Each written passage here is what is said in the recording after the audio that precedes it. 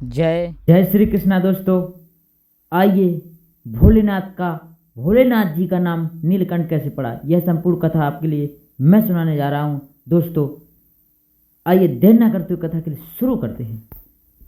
प्रिय भक्तों, एक बार दुर्वासा ऋषि अपने शिष्यों के साथ शिव जी के दर्शन के लिए जा रहे थे। प्रिय भक्तों, मार्ग में उन्हें देवराज इंद्र मिले। इंद्र ने दुर्वासा ऋषि और उनके शिष्यों को विनम्रता पूर्वक प्रणाम किया। तब दुर्वासा ने इंद्र को आशीर्वाद देकर भगवान विष्णु का पारिजित पुष्प प्रदान किया। प्रिय दोस्तों, इंद्रासन के गर्भ में चूर इंद्र ने उस पुष्प को अपने ऐरावत हाथी के मस्तक पर रख दिया। उस पुष्प का स्पर्श होते ही ऐरावत सहसा भगवान विष्णु के समान तेजस्वी हो गया। उसने इंद्र का परित्याग कर दिया और दिव्य पुष्प को कुचलते हुए वन की ओर चला गया। प्रिय दोस्तों, इंद्र द्वारा भगवान विष्णु के दिव्य पुष्प का तिरस्कार देखकर दुर्वासा ऋषि के क्रोध की सीमा न रही। उन्होंने देवराज इंद्र को वैभव लक्ष्मी से हीन हो जाने का श्राप दे दिया। दुर्वासा मुनि के श्राप के फलस्वरूप लक्ष्मी उसी क्षण सर्वलोक को छोड़कर अदृश्य हो गईं। प्रिय भक्तों, लक्ष्मी के चले जाने से इंद्र आदि देवता निर्बल और धनहीन हो गए। उनका विभव लुप्त हो गया। इंद्र को बलहीन जानकर दैत्यों ने स्वर्ग पर आक्रमण कर दिया और देवगण को पराजित करके स्वर्ग के राजा पर अपना परचरम फहरा दिया। प्रिय दोस्तों, तब इंद्र गुरुदेव बृहस्पति और अन्य देवताओं के साथ ब्रह्मा जी की सभा में उपस्थित हुए। तब ब्रह्मा जी बोले, देवेंद्र, भगवान विष्णु के भोग रूपी फल का अपमान करने के कारण रुष्ट होकर भगवती माँ लक्ष्मी तुम्हारे पास से चली गई हैं। उन्हें पुनः प्रसन्न करने के लिए तुम भगवान नारायण की कृपा दृष्टि प्राप्त कराओ। उनके आशीर्वाद से तुम खोया हुआ विभव पुनः मिल जाएगा और श्री हरि विष्णु भगवान की कृपा से उनके आशीर्वाद से तुम्हारे खोया हुआ विभव पुनः आपको मिल जाएगा। प्रिय दोस्तों, इस प्रकार ब्रह्मा जी ने इंद्र को आश्रित किया और उन्हें लेकर भगवान विष्णु की शरण में पहुंचे। वहां भगवान विष्णु भगवती लक्ष्मी के साथ विराजमान थे। देवगण भगवान विष्णु की स्तुति करते हुए बोले, हे भगवान, आपके चरणों में हमारा बारंबार प्रणाम। भगवान, हम सब जिस उद्देश्य से आपकी शरण में आए हुए हैं, कृपया करके आप उसे पूरा कीजिए। दुर्वासा ऋषि के श्राप के कारण माता लक्ष्मी हमसे रूठ गई हैं और दैत्यों ने हमें पराजित कर स्वर्ग पर अधिकार कर लिया है। अब हम आपकी शरण में हैं, हमारी रक्षा करिए भगवान।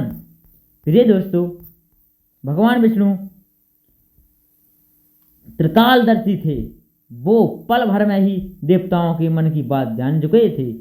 तब वे देवगण से अपने वैभव लौटाने के लिए दानवों से दोस्ती कर उनके साथ मिलकर संबंध मंथन करने को बोले।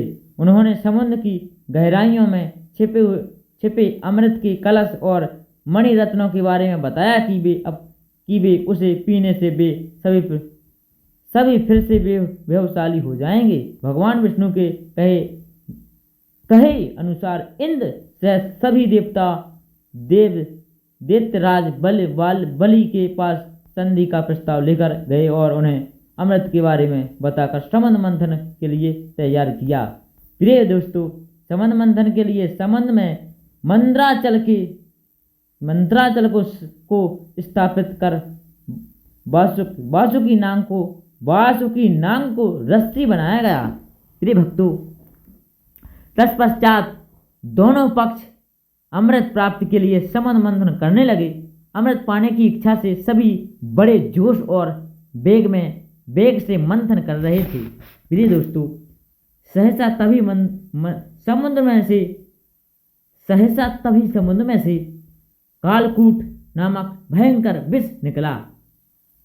उस विष की अग्नि से दसों दिशाएं जलने लगीं।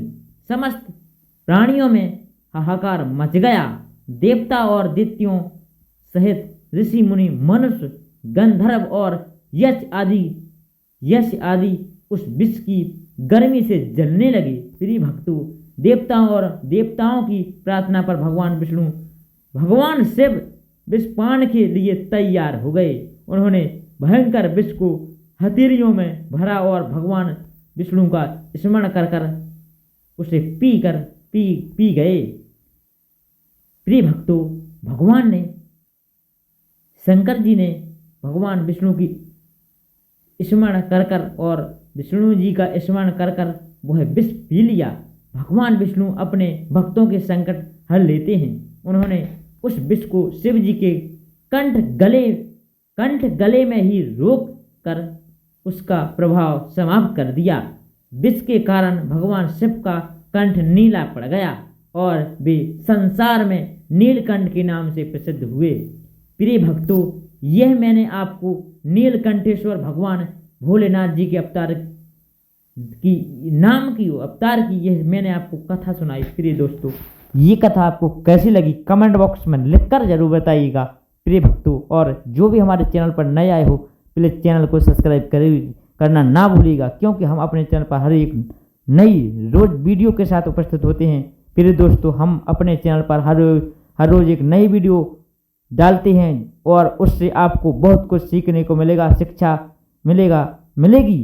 प्रिय दोस्तों, चैनल सब्सक्राइब जरूर करिएगा और ऐसी वीडियो आपको देखने के लिए धन्यवाद। जय सिया राम, जय सिया राम।